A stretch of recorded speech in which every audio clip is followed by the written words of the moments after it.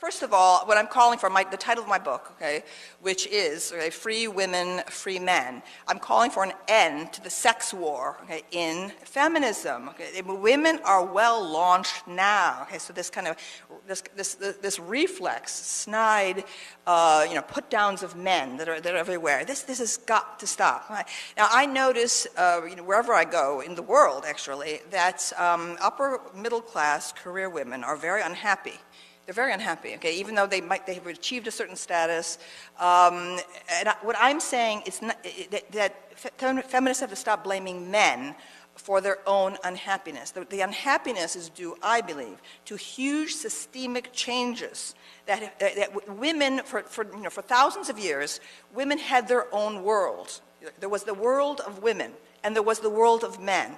And the sexes didn't have that much to do with each other, okay? This is a brand new experiment to have this new system where now women can be economically independent now. They're no longer dependent on a father or husband or brother, okay, for their sustenance, right? And they're working side by side with men in the workplace, right? This is an experiment. It's never happened before, right? I was saying in the book that we may have to accept a certain amount of tension between the sexes in the workplace. Right? The feminist idea that if we can just suppress men enough, women will be happy. I say no, okay? I say, okay, it's on the basis of my own experience as a child in an Italian-American immigrant community, okay, is that what women have lost is the old solidarity that they once had when they totally ruled the private sphere. The women's life all day long was with other women once, multi-generational, older women, okay, as well as the children, right? It was a huge tribal experience.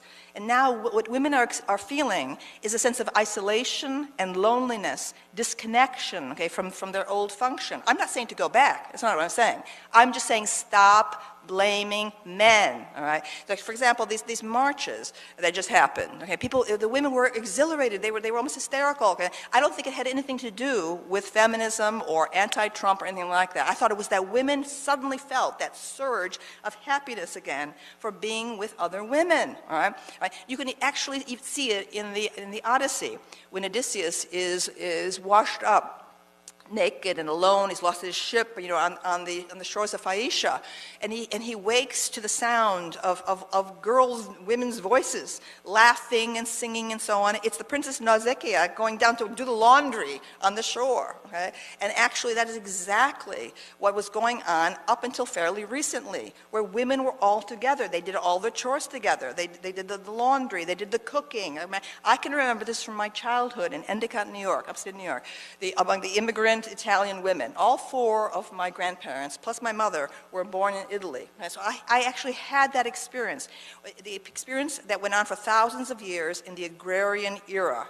Women all together. In fact, my mother described as a small child in Italy how all the women would get together to do the laundry and go up the hill to Il Sorgo, which was a fountain cut out of the side of the mountain. Probably went back thousands of years to the Roman period and so on. She remembered the singing, the picnicking, et cetera, okay? So even though people were laboring physically in the agrarian era, there was a happiness, okay, a sense of identity. There was no quest for identity. Now, it's no place for an independent thinker, okay? If you were an independent thinker, you had no options as a woman except to become a nun. Okay, so I know it would have been a nun, okay, 100 years ago. All right, I know it, okay.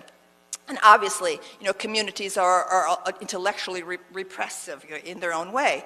Nevertheless, we're in a period now of quest for identity, tremendous pressures on young people to form their own identity separate from those old automatic tribal and community affiliations. So I think there's a tremendous, as a classroom teacher, of now, more than 40 years, I can see this, and it's really, there's a tremendous sense of psychological dislocation among young people.